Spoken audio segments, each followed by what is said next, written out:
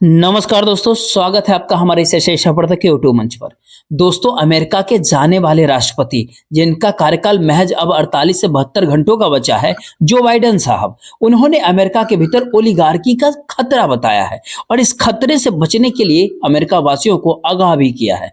और जो ओलिगार्की की बात जो बाइडेन साहब करते हैं, तमाम सारे लोगों को सुन करके लगेगा कि कौन से किताब से इस तरह के शब्द को ढूंढ करके जो बाइडेन साहब ले आए हैं। और जो बाइडेन साहब के इस ओलिगार्की जैसे शब्दों का अर्थ क्या होता है, तो हम आपको बता दें कि ओलिगार्की का मतलब होता है सत्ता का और धन का, पावर का कुछ खास लोगों के हाथ में केंद्रीकरण करना, यानी centralisation of power and wealth. इसको कहते हैं ओलिगार्की। यानी देश के तमाम सारी संपदा कुछ चंद हाथों में, चंद मुट्ठी में जाकर केंद्रित हो जाए, पावर कुछ चंद लोगों के पास चला जाए, इसी को ओलिगार्की कहते हैं। लेकिन क्या अमेरिका जब इस तरह की आशंका जता रहा है, वहां के जाने वाले राष्ट्रपति जो बाइडेन साहब जब इस तरह की आशंका जता रहे कि आने वाले राष्ट्रपति उस खतरे को पहले से भांप रहे हैं। अब आने वाले राष्ट्रपति क्या भांप रहे हैं, क्या भांप नहीं रहे हैं, लेकिन भारत जैसे देश के भीतर, रूस जैसे देश में जो परिस्थितियां बनी हुई है, उन परिस्थितियों को देख करके तो ये साफ साफ कहा जा सकता है कि यहाँ पर वो खतरा पहले से ही विद्यमान है। तो भारत जैसी परिस्थिति अमेरिका के भीतर ना हो जाए, इस तरह के खतरा आखिर क्यों जताया जा रहा है? ध्यान दीजिए, अमेरिका विश्व के सुपर पावर में पहले नंबर पे गिना जाता है। उन सुपर पावर में, यानी जिसमें रूस की भी गिनती कर ले, चाइना की भी गिनती करे, इन तमाम सुपर पावर के बीच अमेरिका को बाकियों से अलग कैसे देखा जाता है? तो अमेरिका को अलग देखा जाता है उसके फंडामेंटल राइट्स के वैल्यूज से, नागरिक स्वतंत्रता के मूल्यों से, और इन सब से आगे निकल करके अमेरिका के टेरिटोरियल एक्सपेंशन, यानी सीमा विस्तार की उसकी कोई उत्कंठा तक नहीं होती थी इसके लिए। यानी ये कहे कि संयुक्त राज्य अमेरिका जैसे बना हुआ है, 1 इंच भी अपनी सीमाओं का विस्तार नहीं चाह रहा। लेकिन आज के दौर में क्या हो रहा है अमेरिका के भीतर? आज ग्रीनलैंड के ऊपर नजर होती है। आज खुद अमेरिका के आने वाले राष्ट्रपति ये कह रहे हैं कि कनाडा यदि चाहे तो अमेरिका उसको अपना 51वां राज्य बनाने के लिए तैयार है। 50 राज्य तो अमेरिका के भीतर पहले से। तो ये विस्तारवादी नीति आखिर आता कहां से है? ये विस्तारवादी नीति hunger of power, hunger of wealth, यानी सत्ता और पैसे की भूख से जन्म लेती है। और किस तरह की परिस्थितियां हैं, जरा इस विस्तारवादी प्रवृत्ति को भारत देश के संदर्भ में अगर देखने का प्रयास करें तो आपको समझ आ जाएगा कि जो बाइडेन साहब अमेरिका में नागरिक स्वतंत्रता, लोगों के बीच समानता का अवसर आर्थिक सामाजिक रूप से बरकरार रहे, बना रहे, इस बात को लेकर के कितने चिंतित है। क्या भारत के भीतर ऐसी स्थिति है? भारत में करीब 6 वर्ष पहले एक रिपोर्ट आई थी और उस रिपोर्ट के भीतर यह बताया गया था कि इस देश के भीतर 1% से कम लोगों के पास 40% से ज्यादा हिंदुस्तान की दौलत इकट्ठा हो गई है। लेकिन हिंदुस्तान की दौलत 1% से कम लोगों के पास अगर 40% इकट्ठा हो जाए, तो फिर ऐसे में क्या 99% लोग 60% के भीतर ही रहेंगे? और जीएसटी का आंकड़ा देख लीजिए, इस खेल देखिए कि बॉटम 50% जो आबादी है, यानी समाज के गरीब और पिछले तबके के लोग जो है आर्थिक आधार पर, वो इस भारत देश के भीतर 2/3 के करीब जीडीपी दे रहे हैं। लेकिन टॉप के जो लोग हैं, वो कितने जीडीपी दे रहे हैं? सिंगल डिजिट में उनका आंकड़ा आता है। कितनी जीएसटी दे रहे हैं? सिंगल डिजिट में उनका प्रतिशत आता है। लेकिन 64% से ज्यादा जीएसटी वो लोग दे रहे हैं जो लोअर मिडिल क्लास के हैं या गरीब तबके के लोग हैं। और आगे देखिए कि भारत की बात क्यों हो रही है ओलिगार्की को लेकर के। 2014 के बाद की भारत की बात करें तो ओलिगार्की किस रूप में भारत के भीतर आपने देखा है, जरा इस चीज को भी आप समझिए। एक समूह अचानक उभरता है, नाम होता है अडानी समूह, और अडानी समूह की दौलत कितनी बड़ी है 2014 से अब तक में, ये कहने की जरूरत नहीं। कोरोना काल में जब इस देश के भीतर लॉकडाउन के दौरान शायद ही कोई फैक्ट्री धुआं निकाल रही थी, यानी फैक्ट्रियों के भीतर उत्पादन हो रहा था, वो नाम मात्र का उत्पादन था या फिर नहीं हो रहा था। लॉकडाउन के दौरान सोशल डिस्टेंसिंग का पालन किया जा रहा था। उस दौरान यदि आप देखें तो भारत के भीतर हो क्या रहा था? उस दौरान इस भारत देश के भीतर रिलायंस ग्रुप के समूह, यानी अंबानी की दौलत प्रति घंटे 90 करोड़ रुपए की रफ्तार से आगे बढ़ रही थी, और अडानी की दौलत प्रतिदिन 1000 करोड़ रुपए की रफ्तार से आगे बढ़ रही थी। ये भारत देश की सच्चाई थी। आखिर क्या कुछ हो रहा था उस दौरान? कहां से इतने सारे पैसे आ रहे थे? तो पैसे आने का माध्यम तो ढूंढ लिया गया था, खोज लिया गया था, बिना कोई फैक्ट्री चलाए, बिना कोई बहुत ज्यादा निवेश किए। पैसे आने का माध्यम उस दौरान क्या था?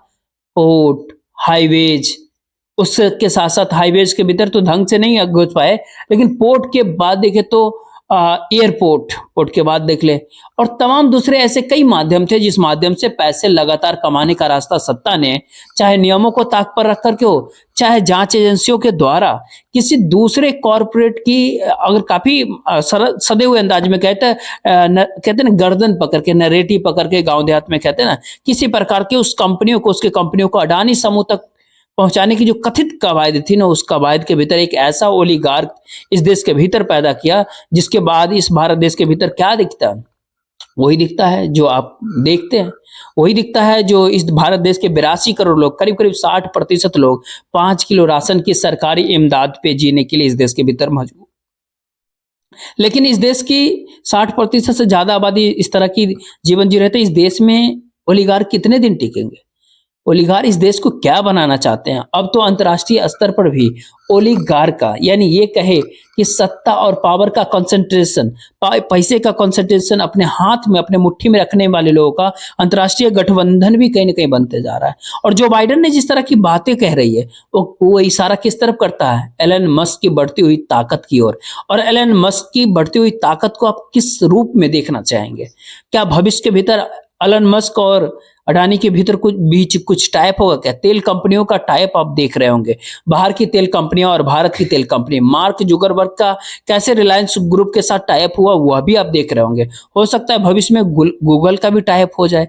लेकिन जिस तरीके से अमेरिका के राष्ट्रपति चुनाव के भीतर या पूरी दुनिया के कई अलग अलग चुनाव के भीतर सोशल मीडिया साइट्स, जिसको ट्विटर एक्स, पहले ट्विटर था अब एक्स, उसको अपने पक्ष में इस्तेमाल के लिए जो तमाम सारी तरकीबें अपनाने के जो तमाम सारे खबर आते हैं, उस खबरों पर अगर भरोसा करें तो साफ साफ जाहिर होता है कि कंसेंट मैन्युफैक्चरिंग की बात, यानी ये कहे कि लोगों की सोच को प्रभावित करने की बात जो पहले निकल करके सामने आती थी, अब उससे कोसों बातें दूर हो चुकी है। अब तो ग्लोबलाइजेशन की बात ही आप छोड़ दीजिए, भूमंडलीकरण की बात छोड़ दीजिए, पूरे दुनिया के, पूरे विश्व के, पूरे वर्ल्ड के ओलिगार्क कहीं ना कहीं, मतलब ये कहे कि ताता और पाता में समाज को विभाजित करने के लिए तमाम सारी चीजें आगे बढ़ती जा रही है। इसीलिए कहीं ना कहीं जो बाइडेन चिंतित है। डोनाल्ड ट्रंप को किस रूप में देखते हैं? वो खुद एक उद्योगपति है, खुद बिजनेसमैन है, खुद ही कॉर्पोरेट चलाते हैं। वो एक बिजनेसमैन सत्ता के शीर्ष पर बैठ करके किस स्तर की नीतियों का बयान क्या होता है जो बाइडेन का? कनाडा 51वें राज्य बनने को तैयार हो जाए। बयान क्या आता है? ग्रीनलैंड को लेकर के होता है। एलन मस्क के साथ जो कथित नजदीकियों की जो बात होती है, जरा एलन मस्क के पूर्व के इतिहास को अगर टटोल के देखें तो साफ आपको जाहिर हो जाएगा कि जर्मनी हो या फिर ब्रिटेन, कई जगह हस्तक्षेप की कथित कोशिशें भी एलन मस्क की तरफ से की गई। कामयाबी कितनी मिली ये खैर चर्चा का विषय जरूर हो, लेकिन कोशिश, प्रयास तो किया गया। तो क्या ऐसे में अमेरिका के भीतर जिस तरह के मुकदमे का सामना अडानी समूह को करना पड़ रहा है, क्या उसके लिए भी उस मुकदमों का इस्तेमाल भी अब इस ओलिगार्की के तहत भारत के भीतर के सबसे बड़े कॉरपोरेट समूह को, यानी अपने साथ लेने या फिर अपने कब्जे में लेने के लिए इस तरह के प्रयोग किया जाएगा? अडानी समूह पे, अडानी ग्रुप पे कई तरह के सवाल है। कनाडा के संसद में किस तरह के बयान दिए जा रहे थे, ऑस्ट्रेलिया में ग्रेट बैरियर रीफ के माइनिंग को लेकर के किस तरह के वहां पे प्रदर्शन हो रहे हैं, भारत के झारखंड राज्य के भीतर जिस तरह के पावर प्लांट बना, कोयला कहीं और जा रहा है, बिजली बांग्लादेश को जा रही थी, पैसा अडानी कमा रहे थे और झारखंड को मिल रहा था प्रदूषण, पॉल्यूशन।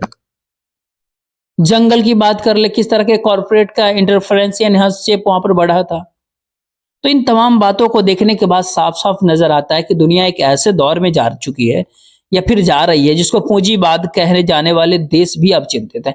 अमेरिका को कैपिटलिस्ट कंट्री कहा जाता है, भारत को तरह सोशलिस्ट कंट्री नहीं कहा जाता। लेकिन भारत जैसे देश में, हिंदुस्तान जैसे देश में, जहां पर मिश्रित अर्थव्यवस्था की नींव डाली गई थी 1950-51 के दौर में, वो मिश्रित अर्थव्यवस्था आज कहाँ है, कहाँ गई और क्यों डाली गई थी? वो नींव उस टाइम में इसलिए डाली गई थी कि इस देश में डिस्पैरिटी थी, आय के बीच बहुत ज्यादा यानी इनकम इनक्वालिटी थी। उस इनकम इनक्वालिटी को दूर करने के लिए, लेकिन आज क्या होता है, आज हिंदुस्तान के भीतर इंटीरिया खड़े करने वाले लोगों की संख्या 1% से कम है, आधा प्रतिशत से भी कम कह सकते हैं। वही इस भारत देश में गुर्बत में जीने वाले लोगों की स्थिति ये होती है कि यही डोनाल्ड ट्रंप जो अपने पहले कार्यकाल के दौरान भारत के अहमदाबाद में आते हैं, तो नमस्ते ट्रंप की नाम के कार्यकाल में गुर्बत को छिपाने के लिए टेंट लगा दिया जाता है, सड़क किनारे दीवार खींच दी जाती है और भारत के चमकती हुई तस्वीर पेश करने की कोशिश की जाती है। तो उन सब के ऊपर बट्टा तब लग जाता है जब इस भारत देश के भीतर अंतर्राष्ट्रीय स्तर पर जो आंकड़े, जो डाटा आता है और वो आंकड़े इस बात की तस्दीक करते, गवाही देती है कि आखिर ये देश कहाँ जा रहा है, एक ऐसे दौर में कहाँ जा रहा है जहां पर 5वें नंबर की इकोनॉमी बनने की बात भले ही कुछ लोग करते हो, लेकिन 2400, करीब करीब $2400 के आसपास इस भारत देश के प्रति व्यक्ति की सालाना आय होती है। $2400 को यदि भारतीय मुद्रा में ये करें तो करीब 2 लाख रुपए होती है, सालाना आय होती है। महीने के हिसाब से कहें तो 20,000 रुपए से भी कम होती है। तो ऐसे में अंदाजा लगा सकते हैं कहाँ 80,000 रुपए से ऊपर प्रति व्यक्ति आय वाला देश अमेरिका $80,000 से ऊपर की बात कर रहा है और कहाँ उसका 1/25-30 जो इस देश की आय है, वहां पर इस बात की चिंता नहीं, वहां पर भारत खोदो अभियान चलता है, वहां तो घंटी बजाने के लिए बात की जाती है, मस्जिद के नीचे मंदिर ढूंढने का प्रयास होता है। लेकिन अमेरिका इस बात को लेकर के चिंतित होती है कि आखिर नागरिक अधिकारों का क्या होगा। तेल को लेकर के बवाल, गैस को लेकर के बवाल और इन सब के ऊपर कब्जा करने की कोशिश कुछ खास घरानों की दिखाई पड़ती है। उस कोशिश को किस रूप में देखेंगे? क्या अडानी की दौलत बढ़ रही है तो हिंदुस्तान की आम आदमी की कोई दौलत बढ़ रही है क्या? क्या रिलायंस की दौलत अगर बढ़ रही है, अंबानी की दौलत बढ़ रही है, तो क्या फिर आम लोगों की जेब में पैसा आ रहा है क्या? क्या मिलता है रिक्शा वाले, ठेला वाले को, डॉक्टर को, इंजीनियर, क्लर्क, पटवारी, मास्टर, और क्या मिलता है एक सिविल इंजीनियर को? ये परिस्थिति इस भारत देश के भीतर आम आदमी की भी है कि डिग्री लेने के बावजूद भी रोजगार के लिए उसके पास साधन नहीं है। वो इस भारत देश के भीतर सब कुछ अमृत काल वाले अमृत की तरह लोगों को टकटकी लगा के दिख रहा है कि बहुत कुछ हो रहा है, भारत विश्व गुरु बन रहा है, लेकिन कहीं पर भी ये नहीं कहा जा रहा है कि विश्व चेला कौन बन रहा है।